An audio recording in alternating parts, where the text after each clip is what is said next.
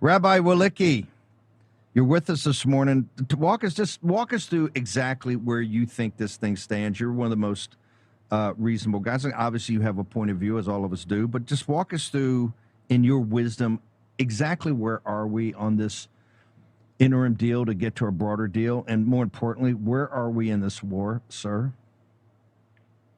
Well, Steve, I remember some conversations we had on War Room around the beginning of this or in the days leading up to it, where I kept reminding us that the U.S. and Israel do not have the same interests. And people who pretend that they do, like Mark Levin, and I'm talking from the Israel side. I'm sitting in Israel. I live in Israel. My kids fight in the Israeli army. I served in the Israeli army. That is where my concern is. I immigrated to this country, but pretending that the U.S. and Israel have the same interests is just a recipe for misunderstanding what we're seeing here. I remember talking about this months ago with you, Steve, that at some point we would see a divergence between U.S. and Israeli interests because we don't have the same goals for this Iran situation. Israel's goal is to, once and for all, deal with the enemies that have been attacking us and threatening us for decades and decades and decades.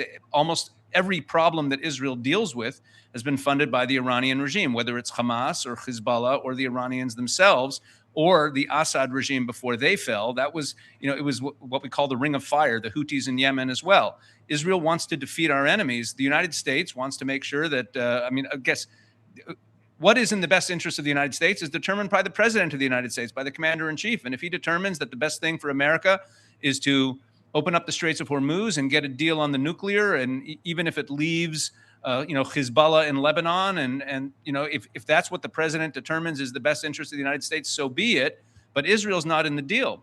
And as you mentioned that when President Trump first tweeted about this deal, and it was actually 2 days before it was announced, it was on the 11th, he put out a Truth Social post. He said that all the countries involved all agreed to it, and he listed the countries, and he listed the United States, Israel, Saudi Arabia, UAE, Qatar, Turkey, Pakistan, etc. He went on a whole list of countries, and that they're all in alignment. It's all approved by them. And Prime Minister Netanyahu's office then put out a statement thanking President Trump for all that he's done. But the opening line of the statement was, Israel is not a party to this deal. Because, as from the Israeli perspective, this deal is actually folly. Because we have an enemy in the north, Hezbollah, which is actually not even really correctly a proxy of Iran. And this is something I have to correct Erick Bowling, who was on before you. He was talking about, what Hezbollah will do, what Iran will do. There's no such thing. Hezbollah is the Iranian army. It's not like Hamas or the Houthis, who are a proxy, who are a separate organization who get funding and weapons from Iran. Hezbollah is actually Iran. It's like if you have American troops stationed in another country, they're not a proxy of the United States. They are the forward troops of the United States. So when Hezbollah starts launching drones at Israel yesterday, provoking an Israeli response, which then provokes President Trump lashing out at Prime Minister Netanyahu, the question we have to ask about an incident like that is, why did Iran give orders to Hezbollah to fire yesterday when this deal was supposed to be finalized? The Iranians use Hezbollah to provoke Israel. That's how this whole thing with Lebanon started. There was no firing between Israel and Hezbollah before March 2nd, but on March 2nd, because of the U.S.-Israel joint action against Iran, Hezbollah started firing rockets from Lebanon into Israel. So Israel retaliated. Everything Israel does in Lebanon is to retaliate and remove Hezbollah. And what's more, by telling Israel to hold back in Lebanon, what we're doing is we're allowing Hezbollah to remain. We're making it far more difficult for the Lebanese government or the Israelis to get rid of Hezbollah, which is one of the stated goals officially here, that we're supposed to disarm Hezbollah and get them out of there so that the country of Lebanon could actually have its sovereignty back after decades of being occupied by the Iranian regime and being used as a basis to launch terrorism into Israel. So unfortunately, by trying to restrain the Israelis from attacking Hezbollah right now, President Trump is actually throwing a lifeline to Hezbollah. So the Israelis want no part of this. Now, let me talk politics here, Steve. We have the elections coming up, and there's a fascinating dynamic that has developed. when we talk about the divergence of U.S. and Israeli interests, let's talk about the interests of Prime Minister Netanyahu and President Trump, because with the approaching midterms and the domestic sensitivities about the war, the unpopularity of kinetic action on the American side, the problem with the rising oil prices domestically for President Trump, with the midterms approaching, President Trump's incentive is to not have kinetic action, to keep things de-escalated as we approach the midterms. The worst thing for him would be a kinetic flare-up. On the contrary, in Israel, though, Prime Minister Netanyahu's incentives politically move in the opposite direction. No one else is talking about this, Steve. They move in the opposite direction. For Prime Minister Netanyahu, for the Israeli people, and this is not only on the right, what's most interesting is that the criticism of Prime Minister Netanyahu from the left right now is identical as from the right, that we are not doing enough against Hezbollah in Lebanon. The Israeli people feel that we were sold a bill of goods in Gaza, where we were told, oh, yeah, there's going to be all these countries that are going to come in. They're going to disarm Hamas, and we're finally going to move to a future where we don't have Hamas down there. Don't worry, it's all going to be taken care of. Nothing. We talked about that on War Room over the months. We don't have victory against Hamas. They're still in Gaza. We don't have victory over Hezbollah. They're still in Lebanon. The Israeli people are feeling very anxious about this, about the possibility that with our enemies on the ropes and victory over them within reach to finally move past all these terrorist groups in the Middle East, we are now being restrained, and we have the possibility that we don't have victory on any front. So Prime Minister Netanyahu's incentive structure politically is to escalate with his election coming, because if action is not taken up there, it hurts him politically. So their incentives are moving in opposite direction. We should expect the rift between Prime Minister Netanyahu and President Trump to widen in the days and weeks ahead. That's my prediction. I've been the most I think, vocal about this, of saying, first off, UAE, Saudi, Qatar are American protectorates, but also Israel's an American protectorate in a vassal state. And I understand that has become a hot wire topic in Israel in this election, in this discussion. Do you believe, as one of the observers I think gets it right about Israel the large majority of the time, that this is the beginning of this break, that you won't be able to have even a scintilla of evidence going forward that Israel's a protectorate of the United States, that Israel's actually going to have its sovereignty? If that sovereignty means, breaking the relationship they have today and go to a different relationship, but that they can fight on and they can take on Hamas. There's no border peace. There's no Turkey providing security in Gaza. There's no Qatar underwriting it. You guys are full on in southern Lebanon, all the way up to Beirut, taking on Hezbollah, but you got to do what you got to do as a sovereign nation, sir. That's where things are moving in Israel. And that's what these attacks on the Dahiya and Beirut yesterday in response to Hezbollah firing drones at our northern border. And let me be even more accurate. In response to Iran firing drones at our northern border towns. Remember, Hezbollah is Iran. So yesterday we have, in the midst of all this, where Iran is saying they want de-escalation in Lebanon, they provoke Israel. When Prime Minister Netanyahu did not heed President Trump's request to not respond, which I thought was an immoral request. It was absurd. We have drones being fired at civilian towns, and because no one got killed, we shouldn't do anything about it? Hang over a second. That's pretty harsh coming from you. You believe the commander-in-chief, the president of the United States, who's probably done more in relationship for Israel than any American president, you think he gave an immoral request? Well, it was unwise. I mean, think about this. We're getting attacked by Hezbollah drones being fired at civilian towns. Families in their bomb shelters, people have been killed by these drones. People hear drone, they don't understand what this is. It's basically like a missile that you can control. They move very fast, they have an explosive tip on them, and they kill people. And we've had many casualties over the last 2 months during this supposed ceasefire from these drones being fired into our towns. And there were drones fired in yesterday morning by Hezbollah. And let's remember, the chain of command of Hezbollah starts in Tehran. So we have the Iranians firing drones at us in the morning, and the purpose of that, it's great game theory by the Iranians, because either Israel retaliates and then they can blame it on Trump and say, hey, you were complicit, or Trump tells Israel not to retaliate, and then either it turns into a widening rift between Trump and Netanyahu, which serves the Iranian interest, or Netanyahu listens to Trump, and that shows that the Iranians can then say, you see, we were able to fire on Israel with impunity and restrain them. It was a brilliant play by the Iranians. And I think that President Trump fell into this trap because he wants the deal. So listen, I love President Trump. I can't imagine the dystopian hell we'd be living in if Kamala Harris had won. He's done amazing things for Israel, but we have to be clear-eyed about this current situation. The desire for a deal has clouded his judgment about the Middle East. You cannot allow these people to attack us with impunity. Rabbi Wolicki, the War Room Engine Room, the New York division reminds me in our discussion to say, hey, we just had this big fracas last week on the NDAA where we're merging the defense industrial bases of Israel. And there's an aspect of this deeper that we're merging the basically backroom operations, I guess, of our intelligence operations.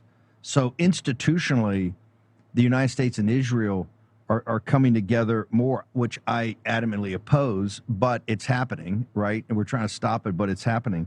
So how can you have Israel break the vassal state protectorate nature of this relationship, move to its own sovereignty and its own independence, and quite frankly, to go fight a war that you're saying they have to fight and they have to win, particularly the Iranian army of Hezbollah in Lebanon at the same time that we're merging the two operations, sir? Well, the merging of the operations is really the, heading towards the new arrangement post-aid. This was all part of Ron Dermer's plan to wean Israel off of the aid and move more to a cooperative relationship where we're jointly investing and jointly doing R&D and merging other types of operations. But, Steve, I disagree with your framing of the question. The total amount of U.S. aid to Israel constitutes less than 10% of our defense budget. Of our national budget, it's tiny. Of our GDP, it's a fraction of a percent. Israel's not a vassal state of the United States. We do get some aid. Far more money is spent by the United States on, the air base in Jordan than anything they give to Israel. So this is just this is just a straw man. Israel's not a vassal state. Israel has sold more weaponry, but they've made 3 times the profit in selling weapons to Germany and Greece over the last 6 months than all the aid they get from the U.S. in a given year. So weaning off the aid is not going to be a big deal. Israel is asserting itself. It's asserting its own independence. The strikes on the Dahia yesterday in response to the Hezbollah attacks were very popular in Israel. In fact, had Israel not struck, that would have been a very big problem. In fact, today the headlines in Israel and what everyone's saying in Israel, people are very disappointed in the fact that we are taking our foot off the gas pedal in Lebanon. Let's remember, there will only be peace in Lebanon, just like there will only be peace in Gaza if we get rid of these guys. If we get rid of Hezbollah, we get rid of Hamas, and only Israel is willing and able to do it. So, let's go back. I'm gonna go to the break. We'll go back for some more footage of the president, and I'd like you to hang around if you can. We're going to go to Captain Fennell here in a moment, but I am going to go to break. Let's just go down while we've got it. You believe that Iran is the major funder of Hamas and not Qatar and in certain elements of the Gulf Emirates, sir? Hamas, I don't know who's funding Hamas. At this point, I don't know how they're getting their funding. In fact, I would suspect that a lot of Hamas funding is coming through Turkey these days. Let's remember that the Hamas leadership relocated to Turkey. Erdogan Hamas also started as a branch of the Muslim Brotherhood. Iran really was a latecomer to funding Hamas. That's why Hamas, as you correctly said before, doesn't Turkey have the board of peace that's going to oversee Gaza? The Qataris are going to be the lead financier, and Turkey's going to be the lead in security. Is that framework not still operational? No, Turkey is not going to play Israel is not going to allow Turkey to play a central role in that, in the reconstruction or any of it. Now, the IHH, which is a Turkish non-government organized NGO, a Gongo, the IHH, which is they're a Turkish NGO. They've been operating in Gaza already. They rebuilt a couple mosques, and they've been involved in some of the food distribution down there. But the Israelis are being very adamant that the Turks are not going to play a major role here. You know, Erdogan's been calling Netanyahu a Nazi and saying that he wants to destroy Israel. So, but my point is Israel that is you couldn't get clear. You couldn't get clearer that we're to a divergence in the road. One way you go one way, you go the other. That Israel has to assert its sovereignty because it's clearly against the president's plan for how he sees Gaza, right? And I keep calling the two-state solution. You're saying that's not going to happen, and just politically, it's smart for Netanyahu, but also for the nation of Israel to take on the Iranian proxy / army of Hezbollah and to just fight it out in Lebanon. Correct? Well, Israel's not against President Trump's plan. They're for the implementing of the plan as it was written and agreed to. That's the issue here. That 20-point plan, that Gaza plan, at the very first stage of it, after the hostages are released and the prisoner and the Palestinian prisoners are released, Hamas is supposed to be disarmed, and they are not disarmed. They are still in control there. They're still terrorizing their people. They're still they're still there. And as long as they're there, nothing else in that project, in that 20-point project, and that whole, Jared Kushner PowerPoint, making Gaza look like Boca Raton, Florida, that whole thing, that can't go forward as long as Hamas is there. Israel's in favor of getting rid of Hamas. Better than Boca Raton. Better than Boca Raton. Israel's in favor of getting rid of Hamas. That's what we're in favor of. Hang on. Rabbi Wolicki, I got about 2 minutes. I got to go to break. Your observations, sir. My observations about what Kurt just said? Yeah, or Kurt, and what reality is, if that's not reality. Look, the leader of Hezbollah was appointed in Tehran. Okay, I just want to make sure that this point really gets very clear. The Hezbollah leadership is appointed in Tehran. When the pagers exploded, one of the pagers that exploded was on the body of the Iranian ambassador to Beirut. Okay, this is the Hezbollah leadership. Hezbollah is Iran. It really has little to do with Lebanon, other than the fact that they occupy Lebanon. They've occupied Lebanon since the early 80s. This isn't about a Lebanese civil war. This is about attacks on Israel from the Iranian Revolutionary Guard forces in Lebanon that are now, the Lebanese people are screaming every day to get rid of Hezbollah so that they could live a normal life and have normalized relations with their neighbors. And Israel is seeking the peace of its northern communities. That's what's going on in Lebanon. And to restrain Israel, I think he misunderstood the point that I made when you raised the point that what the Iranians were doing when they were attacking Israel was trying to drive a wedge between the U.S. and Israel. When he says it has nothing to do with Americans, yeah, sure, in theory, what happens in Lebanon has nothing to do with the Americans, but the Iranians were trying to provoke the Israelis so that President Trump would lash out at Prime Minister Netanyahu when Israel responded, which we had to do. That's the point that I was making, and I think it was just a little bit misunderstood there. I just want to make sure that your viewers fully understand that. Okay, hang on. And Rabbi Wolicki, I think you would agree with me that whatever JD signs or whatever is signed, and Trina Parsi, I still think, has got this right. I'm not so sure anything's ever really going to get signed.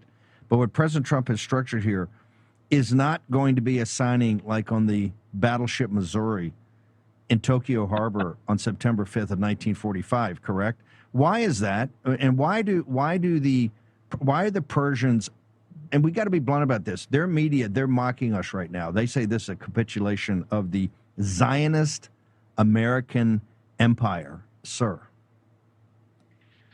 Well, first, a little bit of history, Steve. Shiite, we all know the terms Shiite and Sunni, but most Americans, even though they just know there's two groups of Muslims, there's actually more than two, but they don't know what that really means. Shiite Islam's origin story was after Muhammad. There was a power struggle between a couple of his grandsons, and the Shiites basically were massacred.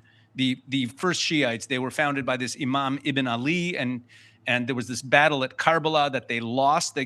But they weren't totally destroyed. And the whole ethos of Shiite Islam, one of the just the key ideas, is that when you suffer and when you are up against the man, when you're up against a more powerful foe, and you survive and you're not destroyed and you show resilience and you're able to continue on, that's a sign that Allah loves you, and that's a sign that you will ultimately be victorious.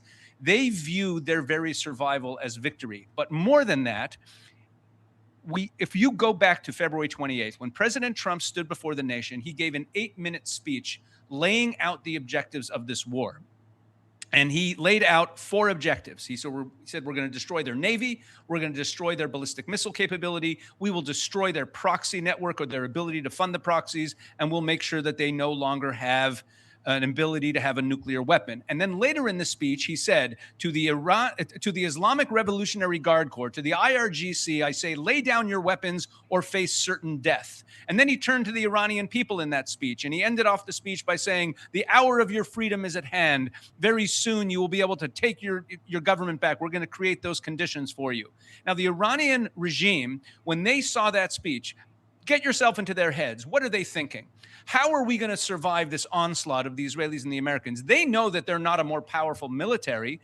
Their whole goal is find a piece of leverage that could make this as painful as possible for President Trump, so that he stops short of destroying us, so that he stops short of bringing us down, so that he stops short of achieving those goals. And the leverage that they chose was the Strait of Hormuz. And that strategy worked perfectly. So from their perspective, and I read Iranian state media every single day. I read a number of their outlets. I read the analytical pieces. I read the news stories. And it is very clear exactly what you say. They are declaring victory. They see their resilience and their survival against a foe who vowed to destroy them and bring them down. And the fact that they're not destroyed and that they're still in power, and that the Americans backed off. The American Zionist Alliance backed off. That, and again, in Shiite culture, and in Persian culture, that is the ultimate sign of victory, that you resisted a more powerful foe and you got them to back down. That shows that you are more powerful. Now, Captain Fennell could be right. Oh, just because they frame it that way doesn't mean we need to. Well, it doesn't exactly work that way, because if you've empowered those people, if you've empowered that regime, that also means that in their own culture, in their own country, the people of Iran also interpret it all that way, because they come from that culture. They see America as having backed off, and they see President Trump as having either not had the will or not had the ability to carry out his original stated objectives. Now, I'm not saying that means that President Trump should have stated them or should be carrying them out. The point is that that's how they see it. Hang on. Rabbi Wolicki, your thoughts. Israel is not seeking to expand at all.